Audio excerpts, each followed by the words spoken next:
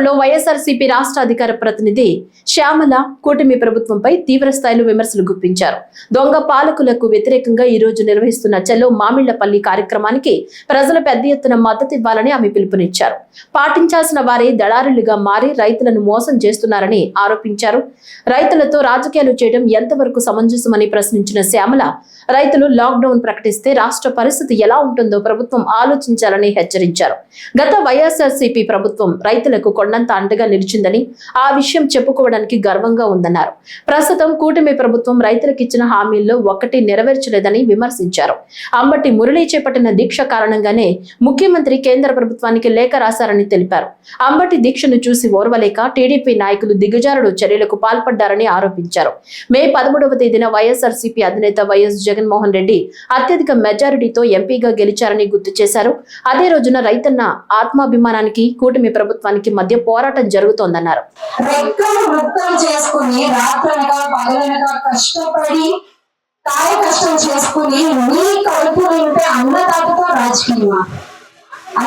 రాజకీయం చేస్తారా? రైతుతో రాజకీయమా? కర్షకులతో రాజకీయమా? ఎంత అన్యాయం అండి ఇది. నిజంగా రైతు కనుక రాజకీయం చేయడం మొదలు పెడితే తట్టుకోగలరా? రైతు లాక్డౌన్ అని అనౌన్స్ చేస్తే ఏమింటారు? అది కరోనా కంటే కూడా చాలా భయంకరంగా ఉంటుంది పరిస్థితి.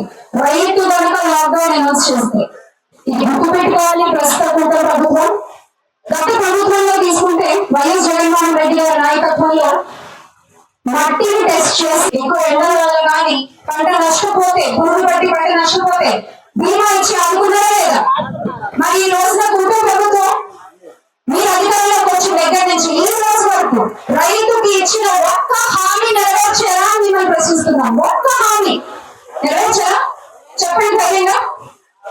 మీరు చేయాల్సింది చేయకపోగా రైతుల కోసం పోరాడుతున్న వాళ్ళ మీద అక్రమ కేసులు, రైతుల మీద అక్రమ కేసులు, ఆడవాళ్ళ మీద కూడా జుట్టు పట్టుకుని ఈడ్చుకెళ్తే ఒక రైతుల్ని మీరు ఇదా అండి? రైతులతో ప్రవర్తించే తీరు ఇదా?